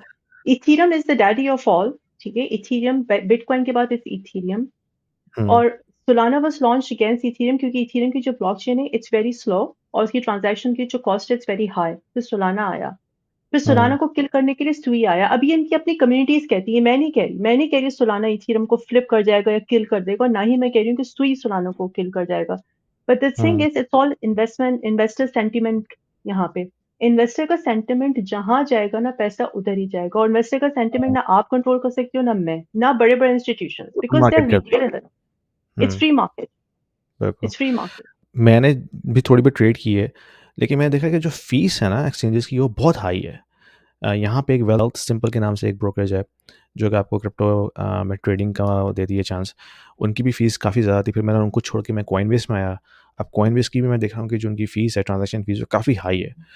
तो ये क्यों होता है, आपको पता है इसके बारे में? क्योंकि जो अगर हम स्टॉक ट्रेडिंग देखते हैं तो वहाँ पे कुछ ब्रोकरेजेज़ ऐसी हैं जिनका उनकी फ़िक्स्ड फ़ी होती है। $5 $10 जो भी है, वो पर ट्रांज़ैक्शन फ़ी है। लेकिन जितने भी ये जो क्रिप्टो एक्सचेंजेज़ हैं, ये परसेंटेज वाइज़ चार्ज करते हैं फ़ी। जितनी बड़ी ट्रांज़ैक्शन होगी उस हिसाब से परसेंटेज वाइज़ वो आपसे फ़ी चार्ज करेंगे, जो कि काफ़ी ज़्यादा बन जाती है। See this is the dilemma. जो सेक्सेस हैं सेंट्रलाइज्ड एक्सचेंजेस, जो आप ये बात करिए, सब सेंट्रलाइज्ड एक्सचेंजेस, और फिर एक होती हैं डेक्सेस, डिसेंट्रलाइज्ड एक्सचेंजेस। तो जो सेक्सेस हैं उनका प्रॉब्लम ये है कि दे आर द उनकी मोनोपोली है। ठीक है, और क्रिप्टो मार्केट के अंदर कोई प्रोजेक्ट या कोई एंटिटी सबसे ज्यादा पैसा बनाता है ना, तो वो एक्सचेंजेस होती हैं। मिलियंस की इनकी daily transaction they earn, right, on बिल्कुल। On transaction they earn. तो द थिंग इज कि कॉइनबेस जो है ना गवर्नमेंट के साथ है। तो कॉइनबेस है, क्रिप्टो डॉट कॉम है, मुझे नहीं पता कनाडा में है कि नहीं। क्रिप्टो डॉट कॉम यूके में बहुत पॉपुलर है और कॉइनबेस भी यूके में बहुत पॉपुलर है। ये जो है ना ये काम करती है गवर्नमेंट्स के साथ, क्योंकि ये सारा मेरा डेटा, कस्टमर का डेटा गवर्नमेंट को शेयर करती है, राइट। हुँ, तो दैट इज द रीजन वो अपनी कॉस्ट जो है ना फिर आगे हम लोगों तक पास ऑन कर देती है, राइट। जो दूसरे बिल्कुल। एक्सचेंजेस के बाइनेंस है, खैर बाइनेंस तो काफी बड़ी एक्सचेंज है, मैक्सी ग्लोबल है, क्रैकन है, ये थोड़ी सी गवर्नमेंट के साथ नहीं काम करती है। कहती है हम नहीं डेटा शेयर कर रहे तुम्हारे साथ, तो यूके से बाइनेंस को भी किक कर दिया, यूके से मैक्सी को भी किक कर दिया। अब हम लोग के पास यहाँ पे क्रैकन रह गई है। तो द थिंग इज कि जो अभी क्रैकन भी मेरे ख्याल से अब कुछ बेहतरी आ जाएगी, बिकॉज ट्रम्प के आने के बाद रेगुलेटरी क्लैरिटी हम लोगों को मिलेगी और ये सब इनकी मोनोपोली कम हो जाएगी। बट जो एक्सचेंजेस गवर्नमेंट के साथ काम कर रही ना, because they are sharing data, they are giving a heavy chunk of their earning to the government, तो वो फिर कॉस्ट हुँ। जो है वो आपको पास ऑन कर रही है। मैंने ये देखा था कि जो मैंने जितनी भी ट्रेडिंग की है उसमें मुझे तो कोई बहुत ज़्यादा प्रॉफ़िट नहीं हुआ, लेकिन जो पैसा कमाया है वो एक्सचेंज ने कमाया है in the form of faeces. क्योंकि मेरे जैसे ऐसे बहुत से लोग ट्रेडिंग कर रहे होंगे, तो हर ट्रेडर से अगर वो पर ट्रांज़ैक्शन इतना चार्ज कर रहे हैं तो that that makes up a lot. तो फॉर श्योर जिसमें जो पैसा जिसमें जो बना रहे हैं ना वो एक्सचेंजेस हैं, जो कि फ़ीस की फॉर्म में बना रहे हैं। अच्छा, कुछ और क्वेश्चन मेरे पास भी आए थे, मैं उनको भी ज़रा गो थ्रू कर लूँ। तो एक बंदे ने पूछा है, उनका नाम है ओरिट। अब मुझे उनका असली नाम नहीं पता, उनकी टिकटॉक पे उनका नाम है ORYT। वो ये कहते हैं कि स्ट्रेटजी क्या होनी चाहिए इस वक़्त? क्या हम लॉन्ग टर्म के लिए कॉइन्स को होल्ड करें या शॉर्ट टर्म के लिए ट्रेडिंग करें? आप अगर अपनी बात करें तो आपकी क्या स्ट्रेटजी है इस मार्केट डायनामिक को देखते हुए? It's a tricky question. देखिए मार्केट में दो तरह के लोग होते हैं, एक होता है इन्वेस्टर, एक होता है ट्रेडर, और कुछ लोग होते हैं हाइब्रिड, जो कि इन्वेस्टर भी होते हैं ट्रेडर भी होते हैं, जैसे कि मैं हूँ, मैं ट्रेडर भी हूँ इन्वेस्टर भी हूँ। कुछ लोग सिर्फ ट्रेडिंग करके पैसा बनाना जानते हैं और चाहते हैं क्योंकि वो शॉर्ट टर्म होते हैं। कुछ हुँ, लोग सिर्फ इन्वेस्टमेंट करना जानते हैं क्योंकि वो लॉन्ग टर्म होते हैं।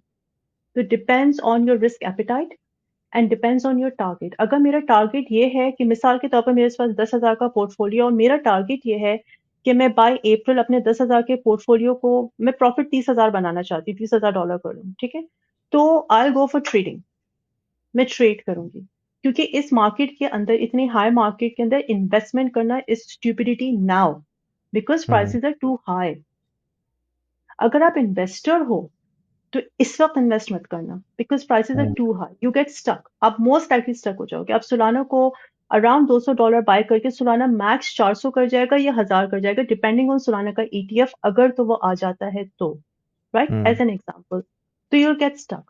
लेकिन अगर आप दोनों करना चाहते हो, if you're a hybrid investor and trader, तो be heavy on trading, don't be heavy on investing, unless hmm, आपका पोर्टफोलियो अबव देन 500,000 का, 500,000 से ऊपर का अगर आपका पोर्टफोलियो है, तो then I will say that you have room to experiment. लेकिन जो एटलीस्ट मेरी कम्युनिटी है वहां पे इतना बड़ा पोर्टफोलियो किसी का भी नहीं है। दे आर बिल्कुल। Only playing with 10,000, 20,000, 50,000, max 100,000, that's it. या चलो हम्म, बहुत बहुत कोई बड़ा होगा 200,000 से ऊपर का नहीं है। तो इस वक्त आपके पास रूम नहीं है इन्वेस्टमेंट करने का because prices are very high. बहुत ज़्यादा हाई है और ऑफ कोर्स पुल बैक तो होना है किसी टाइम पे, वो चाहे नेक्स्ट मंथ हो या 6 मंथ्स के बाद हो, पुल पुल बैक तो होगा। और कुछ ऐसे मैं राहुल पॉल को मैं सुन रहा था, वो भी एक काफ़ी बड़ा इन्फ्लुएंसर है क्रिप्टो की वर्ल्ड में। तो वो कहता है कि आप लोग लॉन्ग इन्वेस्टमेंट करें और टॉप 3 कॉइन्स पिक करें and then make like a 10 year journey, और उसमें जब आप DCA करते रहें हर साल, तो over the long run it doesn't matter अगर मार्केट क्रैश भी होती है, लेकिन 10 ईयर्स के पीरियड में वो आपको एक्स थ्री ट्रिपल डिजिट जो है वो आपको रिटर्न देगी। क्योंकि वो बता रहा है कि अगर आप लास्ट 10 ईयर्स को देखते हैं तो बिटकॉइन ने ऑलमोस्ट 55% एनुअलाइज्ड रिटर्न दिया है over that period on average. Of course उसमें कुछ साल ऐसे हैं जिसमें नेगेटिव रिटर्न भी आया, लेकिन वो फिर बैलेंस हो गया। तो उसकी ये थ्योरी है, राइट और रॉन्ग आई डोंट नो, लेकिन वो ये कहता है कि आप बस जो भी आपने कॉइन आपको पिक करना है टॉप 3 में से पिक करें, उसको DCA करें और ओवर द लॉन्ग रन उसको प्ले करें, तो you will be fine. I तो would only anyway. go for Bitcoin. मैं अगर I really listen to him. He's very very learned and very good. उसके पास बहुत अच्छी knowledge and very depth knowledge. Of course experience भी है. लेकिन मैं at this point in time, just because of Bitcoin's ETF and because US is planning to create Bitcoin as their strategic reserve asset, hmm, it's a very big thing. हम लोग की देसी community इस बात की गहराई को समझ ही नहीं रही है। Bitcoin strategic reserve asset बनना चाह रहा है यूएस का, हम्म, और फिर ऑफ कोर्स वो दुनिया का भी बन जाएगा अनलेस यूएस खुद अपने पैरों पे कुल्हाड़ी नहीं मारता, जो कि नहीं मारेगा क्योंकि अब ट्रम्प आ गया। जंग ही थी ना जो इनकी सबसे बड़ा प्रॉब्लम थी, वो चीज खत्म हो गई। अगर बिटकॉइन सॉरी ट्रम्प 8 साल रह जाता है, अगर रह जाता है, 4 साल तो है ही है, लेकिन अगर 8 साल भी रह जाता है, he will surely make it a strategic reserve asset. Petrodollar hmm, is one of their strategic reserve assets, right? So if बिल्कुल। it's me, I'll only invest in Bitcoin at this point in time and I'll keep doing DCA. Exactly. हम्म, मैं हर हफ्ते $100, $50 जो भी मैं डाल सकती हूँ, मैं हर हफ्ते बिला नागा रिलीजियसली डीसीए करती रहूंगी बिटकॉइन का। The thing is hmm, Ethereum के बहुत सारे किलर्स आ गए हैं, सोलाना सुई से मैटिक को भी कहते हैं, बट वील सी। मगर बिटकॉइन का आज तक कोई किलर नहीं है। आपने कभी नहीं सुना होगा बिटकॉइन किलर, आपने सुना हम्म, होगा इथीरियम किलर। हाँ। बिटकॉइन के मेरा भी ये कन्विक्शन है कि बिटकॉइन को एक एक रनवे मिला हुआ है 2008 से लेके, और विद ऑल द क्रिटिसिज्म जो भी उसमें वीकनेस भी हैं, स्लो नेटवर्क है, ट्रांजैक्शन फी हाई है, उसके बावजूद वो अभी 92,000 पे खड़ा हुआ है। और काफ़ी गवर्नमेंट ने उसको कैंसिल करने की कोशिश की, उसको बैन करने की कोशिश की, चाइना ने बैन करने की कोशिश की, लेकिन नथिंग हैपेंस टू बिटकॉइन। और फिर बिटकॉइन की रैली की बेस पे ही दूसरे कॉइन्स रैली करते हैं ना। यानी कि आज अगर बिटकॉइन दोबारा 50,000 पे चले जाए, आप देखेंगे कि सारे जितने भी ऑल्ट कॉइन्स हैं वो 90% ड्रॉप हो जाएंगे। तो ये भी एक साइकोलॉजी है ना कि जितने भी दूसरे कॉइन्स हैं वो रैली करते ही बिटकॉइन की वजह से हैं। बिटकॉइन ऊपर जाएगा तो सारे कॉइन्स ऊपर जाएंगे, बिटकॉइन नीचे आएगा तो वो कॉइन्स भी नीचे आएंगे। तो मेरी भी कन्विक्शन यही है कि अगर मैंने क्रिप्टो में लॉन्ग टर्म इन्वेस्टमेंट करनी है तो I will only look for bitcoin and I will keep it for long time. Also बाकी सारे बिटकॉइन को हटा के सारे जो टोकन्स है ना, they are either use for transactions अपनी अपनी नेटवर्क के ऊपर, ठीक है, ट्रांजैक्शन के लिए इस्तेमाल होता है, या रिवॉर्ड के लिए इस्तेमाल होते हैं कि रिवॉर्ड दिया जाता है कि आप मेरा प्रोडक्ट खरीदो, मैं आपको ये XYZ टोकन दे दूंगी as a reward. Bitcoin is not a token anymore. It's hmm. a currency. It's a coin. Coin और token में फर्क होता है। And number two, it's an asset. It's treated as an asset. थोड़ा इसको सा एक्सप्लेन कर ट्रांजैक्शन, दें क्या डिफरेंस होता है कॉइन और टोकन में। कॉइन वो होता है जिसकी अपनी ब्लॉकचेन होती है, टोकन वो होता है जो किसी और ब्लॉकचेन के ऊपर बना होता है। तो इथीरियम की हम्म, ब्लॉकचेन के ऊपर जो भी टोकन्स बने, जो भी कॉइन्स, चलो जो भी क्रिप्टो क्रिएट की गई है वो टोकन्स हैं। बट हम्म, इथीरियम कॉइन है क्योंकि उसकी अपनी ब्लॉकचेन है, तो जिसकी अपनी ब्लॉकचेन होती है वो कॉइन होता है।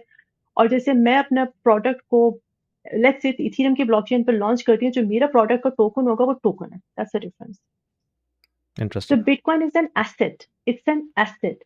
कोई बिटकॉइन को कॉफीज खरीदने के लिए नहीं इस्तेमाल कर रहा, यू सी, हर हुँ। कोई बिटकॉइन को होल्ड कर रहा है। हाँ, स्टोर ऑफ वैल्यू के तौर पे यूज़ हो रहा है ना, जिस तरह पहले एक दफ़ा गोल्ड यूज़ होता था स्टोर ऑफ वैल्यू, अभी भी होता है, लेकिन अब Bitcoin as an alternative option आ गया है, उन लोगों के लिए जिनके पास फिएट मनी है और वो फिएट मनी डेप्रिशिएट हो रही है ओवर टाइम, तो आपके पास एक एक अल्टरनेट ऑप्शन है as a store of value. तो चलिए ये तो हमने बात कर ली। अच्छा, इसके अलावा जितनी दूसरी और चीज़ें हैं, जिसमें एनएफटीज़ भी आ गए हैं, मेटावर्स भी है, गेमिंग के अंदर इसमें काफ़ी इन कॉइन्स का यूज़ होता है। उसको आप कैसे देख रही हैं? और आपकी क्या ओवरसाइट है in the future with regards to those derivatives? देखो एनएफटीज का तो आई डोंट थिंक सो हम लोग एनएफटीज का आप सुन रहे हैं अब इस बुल मार्केट में। हाँ, हुँ, gaming, metaverse gaming is something जिसका जो कि कभी नैरेटिव जाता नहीं है, but the thing is at this point in time इस बुल रन में एक चीज जो हुई है वो ये कि हम लोग वेब 2 से वेब 2.0 से वेब 3 पे ट्रांजिट कर रहे हैं, राइट? तो जो गेमिंग के प्रोजेक्ट्स हैं, अ, बहुत सारे प्रोजेक्ट्स का जो मैं प्रॉब्लम देख रही हूँ, क्यों गेमिंग का नैरेटिव नहीं आ रहा या मेटावर्स का क्यों नहीं नैरेटिव बिल्ड हो रहा जैसे पिछली बुल रन्स में हुआ था। मुझको जो रीज़न लगता है, I can be totally wrong, लेकिन मुझे ये रीज़न लगता है कि जो सारे प्रोजेक्ट्स हैं ना नए, they are using this web 3.0 as a buzzword to secure funding, ठीक हुँ, है? अब द थिंग इज़ कि आप प्रोजेक्ट तो बना लो वेब 3.0 पे गेमिंग का मेटावर्स, राइट? लेकिन आप यूजर्स को किस तरीके से टीच करोगे, एजुकेट करोगे टू ट्रांजिट फ्रॉम वेब 2.0 के फीचर्स को इनटू वेब 3.0 के फीचर्स? क्योंकि गेमिंग के जो प्रोजेक्ट्स होते हैं उनकी सक्सेस सिर्फ एक चीज पे होती है, गेमर्स पे। जितना गेमर उस गेम को खेलेगा उतनी बड़ी उसकी कम्युनिटी होगी, उतना ज्यादा वो टोकन प्राइस में अप्रिशिएट करेगा, राइट? हुँ, लेकिन इस वक्त बज़वर्ड इस्तेमाल करके फंडिंग तो ये लोग सिक्योर कर रहे हैं, लेकिन कम्युनिटी का इंटरेस्ट कैसे लेकर आएंगे, गेमर्स को कैसे ये लोग कन्विंस करेंगे या सिखाएंगे कि वेब 3 के फीचर्स पे तुम खेलो? Number 1, number 2, this time in एक प्रोजेक्ट है बिग टाइम गेमिंग का, आई रियली लाइक इट और मैंने उनको बहुत डीपली स्टडी किया, it's doing good as well. What they are doing and why they are different is कि उन्होंने अपने एक बहुत अच्छा गेमिंग नैरेटिव, एक स्टोरी टेलिंग उन्होंने बहुत अच्छी रखी थी अपनी। जितनी कंपेलिंग स्टोरी टेलिंग होगी ना, जो कि एक गेमर को वाक़ई 3D से 5D पे ले जाएगा in his head and by experiencing the game, those are the ones that are gonna do. मुझे बिग टाइम के अलावा सो और कोई ऐसा प्रोजेक्ट दिख नहीं रहा eight this point in time, या मे बी मुझे नहीं पता तो लोग कमेंट्स में बता दें कौन सा ऐसा कोई project I would love to get into it, but that is the thing. तो मुझको लग रहा है कि this is the reason gaming का नैरेटिव या मेटावर्स का नैरेटिव इस दफा इतना नहीं हो रहा। Sorry, meme coins are always there, meme coins कभी नहीं जाते, मीम कॉइन्स आपके फ़ियर एंड ग्रीड को इस तरह टैप करते हैं कि हम लोगों को पता ही नहीं चलता और सारी हुँ। अवाम पेप्पे के पीछे, पोंग के पीछे चली जाती है। ये तो एक बहुत ही लंबा टॉपिक है, इस पे हम मज़ीद बात कर सकते हैं। अम, अच्छा चलें, ये तो हमने काफ़ी चीज़ें कवर कर लीं। अब ये बताइए कि अफ़शीन जाफ़री का अब फ्यूचर में क्या प्लान है? With all of the things that you are doing, your projects, your community work, तो यूके में ही आपने रहना है या आपके कुछ और प्लान्स हैं कहीं और मूव करने का? थोड़ा तो एक पर्सनल आपकी स्टोरी भी शेयर हो जाएगी इसमें, तो if you don't mind share with us, what are your plans for future? I would love to move to Dubai, I would just love to move to Dubai, क्योंकि of course मैं Oman में raised हुई थी, तो वहाँ हुँ, का जो weather है, जो वहाँ की वो सब चीज़ें, पहाड़, वहाँ के रेगिस्तान, वहाँ के palm trees is something that I connect with. But on a serious note, I mean not I mean of course I want to move to Dubai, I would love to, लेकिन मैं प्लान नहीं करती। I don't plan anything. I just look for the guidance from Allah and I just go with the flow. 2 चीज़ें मुझे आती हैं, 2 मेरे पास knowledge है, वो है क्रिप्टो की और क्वांटम मैकेनिक्स एंड स्पिरिचुअलिटी की। तो definitely I am gonna do something in it और इसी में मैं कर रही हूँ, इसी में एक्सपैंड करूँगी। बिकॉज़ आई बिलीव कि जो आपके पास नॉलेज है आप उसके अंदर घुसे जाओ, उसी में घुसे जाओ। और मुझे और किसी चीज़ में इंटरेस्ट होता मतलब कोई और सब्जेक्ट हुँ। मुझे इंटरेस्ट करता भी नहीं है। So yeah these are the 2 areas I will. Do you mind if I ask कि अभी आपको क्या चीज़ होल्ड कर रही है दुबई मूव ना होने के लिए? मेरे कुछ पर्सनल रीज़न्स हैं। ठीक है, चलें इसको यहीं पे रखते हैं। इसके अलावा आपका जो ये पूरा प्रोजेक्ट है कम्युनिटी वर्क का, इसको फ्यूचर में मज़ीद एक्सपेंड करने का क्या प्लान है? See I would love to reach out to millions and millions. मेरा तो बस चले तो मैं हर पाकिस्तानी के कानों के अंदर अपनी आवाज़ पहुँचा दूँ। आई रियली वांट देम, क्योंकि सी द प्रॉब्लम इज़ हुँ, पाकिस्तान में आपको सबको ही हम लोगों को पता है कि वहाँ पे बच्चे जो है ना 20-25 साल के, उनका कोई मुस्तकबिल नहीं है, उनके पास कोई इंफ्रास्ट्रक्चर नहीं है वहाँ पे। There's no infrastructure for them. Education system, in my opinion, is the biggest scam to keep you trapped in the matrix. हम बिल्कुल, लोग सब एक matrix के अंदर trapped हैं. हम लोग को पता नहीं है. ये तो है। You see, entertainment, sex, drugs, politics. इससे आगे हुँ, हम लोग की सोच आगे जाने नहीं देते. तो और कहाँ से शुरू होता है? हाँ, एजुकेशन सिस्टम. और तो दूसरा ये है एनीवे, कि अब जो एआई के बाद जो दुनिया अब चेंज होने वाली है, मैं अक्सर अपने आप से ये क्वेश्चन करता हूँ कि अब इस पोस्ट एआई वर्ल्ड के अंदर जो हमारा ट्रेडिशनल एजुकेशन सिस्टम है, उसका क्या फ्यूचर है? मतलब जिस तरह से हमने एजुकेशन ली है, मैं अपनी बात करूँ या मेरे बच्चे हैं, तो मैं उनको देखता हूँ एजुकेशन ले रहे हैं, तो how relevant that education system now in the post AI world, ये एक बिगेस्ट क्वेश्चन मार्क है मेरे लिए। यानी कि अभी तो अर्ली डेज़ है ना चैट जीपीटी के, तो अगर आप नेक्स्ट 3 टू 5 इयर्स को अगर आप प्रोजेक्ट करें, तो यू कुड इमेजिन कि what could else happen in the form of AI, AGI, robotics और सारा कुछ, और जो उससे अब जॉब्स डिस्प्लेस होने वाली हैं, तो उसका इम्पैक्ट क्या पड़ेगा पूरी इंडस्ट्री के ऊपर, जो नई जनरेशन निकल के आएगी यूनिवर्सिटी कॉलेजेस से। एक तो वो ऑलरेडी इन डेट होंगे, जो उन्होंने स्टूडेंट डेट लिया हुआ होगा। फिर वो जब जॉब मार्केट में जाएँगे और उनको नज़र आएगा कि एआई ने तो सारी जॉब जो हैं वो डिस्प्लेस कर दी हैं। ऑफ कोर्स सारी तो नहीं होंगी, लेकिन मेजॉरिटी तो जॉब्स की जो इस वक़्त हैं वो डिस्प्लेस हो जाएँगी एआई से। यानी कि जितना भी नॉलेज वर्कर का काम है, यानी कि जो कोई भी जो है किसी भी इन्फॉर्मेशन की बेस पे पैसा कमा रहा है, AI AI will replace it. चाहे वो लॉयर हो, चाहे वो कंसल्टेंट हो, चाहे वो फाइनेंशियल एडवाइज़र हो, इवन टीचर्स। यानी कि एक मैं देख रहा था कि एक ऑनलाइन लर्निंग कंपनी थी क्लैक के नाम से, उसका स्टॉक जो है वो जब से चैट जीपीटी लॉन्च हुआ है इट क्रैश्ड, और अब वो मेरे ख्याल में बैंकरप्सी की तरफ चले गए। तो दैट्स एन एग्जांपल कि किस तरह जो ये एआई है वो डिस्प्लेस कर रही है जो ट्रेडिशनल मॉडल्स हैं, जो कि इंफॉर्मेशन शेयरिंग या इंफॉर्मेशन सेलिंग के ऊपर बने हुए हैं। तो उस पूरी डायनामिक्स को देख के आई डोंट नो कि ये जो एजुकेशन सिस्टम है ये किसी तरह काम कर सकता है अब।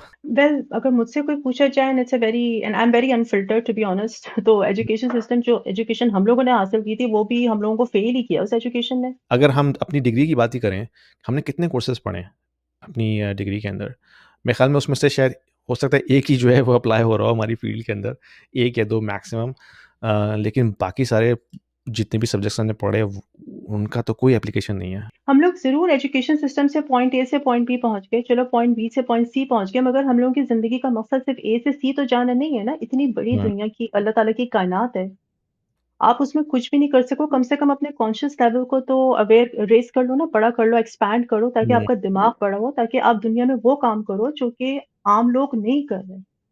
तो बिल्कुल। आपने कम्युनिटी की बात की थी, तो I really want to reach every single Pakistani and Indian out there, जो कि एक मेरी तरह के बैकग्राउंड से है, जिसके पास इतने रिसोर्सेज नहीं है, कि अगर आप इन्वेस्ट नहीं भी कर रहे तो अपने आप को एजुकेट तो कर लो, not this bull run but other bull run. But the thing is um, कि बिटकॉइन इज टेकिंग ओवर.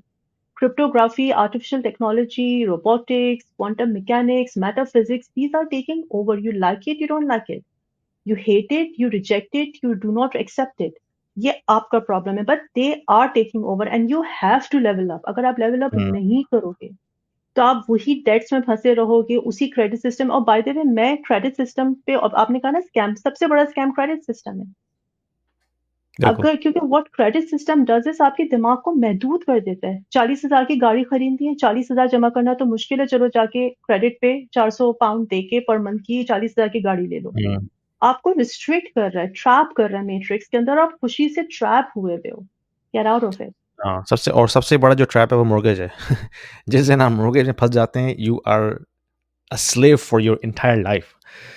ये मैंने भी काफ़ी देर में सीखा। खैर, तो चलें, अफ़ीन, इसी नोट पे इसको ख़त्म करते हैं। वेरी इंटरेस्टिंग कन्वर्सेशन, मुझे बहुत मज़ा आया आपकी पूरी स्टोरी को सुन के, और ऑफ़ कोर्स जितने भी लोग इसको बाद में देखेंगे तो उनको एक मोटिवेशनल मैसेज मिलेगा, ख़ास तौर पे जो यंग हमारे बच्चे-बच्चियाँ हैं पाकिस्तान में, इंडिया में, जहाँ से भी, तो उनको एक एक मैसेज मिलेगा कि you can also do it. अगर अफ़ीन कर सकती हैं, तो you can also do it. और कभी आप कनाडा आएँ तो प्लीज़ मुझसे कॉन्टैक्ट करें, हम एक लाइव पॉडकास्ट भी कर सकते हैं आपके साथ बैठ के। और कभी मेरा यूके आना हुआ तो मैं इंशाल्लाह आपसे कॉन्टैक्ट करूँगा, तो we can also do a live podcast over there. So before we wind up, any last message that you want to share? Sure to audience, कि अगर आप लोग नए क्रिप्टो में जॉइन कर रहे हो and if you are in fear and in doubt, educate करो, सीखो, सुनो, पढ़ो, डोंट इन्वेस्ट। क्योंकि I am a very financially spiritual person, तो मैं समझती हूँ कि फाइनेंसेस और स्पिरिचुअलिटी को अगर आप कंबाइन करके चलोगे ना, वर्ल्ड इज योर ऑयस्टर। लेकिन हम लोग फाइनेंसेस और स्पिरिचुअलिटी को बिल्कुल अलग रख देते हैं। तो फियर और डाउट में आके नहीं इन्वेस्ट करो, सीख लो, अगली बुल रन में कर लेना। मार्केट कहीं नहीं जा रही, इधर ही है मार्केट। बिल्कुल। एंड लेवल अप करो अपने आप को। अपॉर्च्युनिटीज़ हमेशा रहती हैं, चाहे वो बुल मार्केट हो, चाहे वो बेयर मार्केट हो, बिल्कुल। Very wise words. So thank you Afsheen, बहुत-बहुत शुक्रिया आपका टाइम देने का and we will contact you इंशाल्लाह नेक्स्ट टाइम।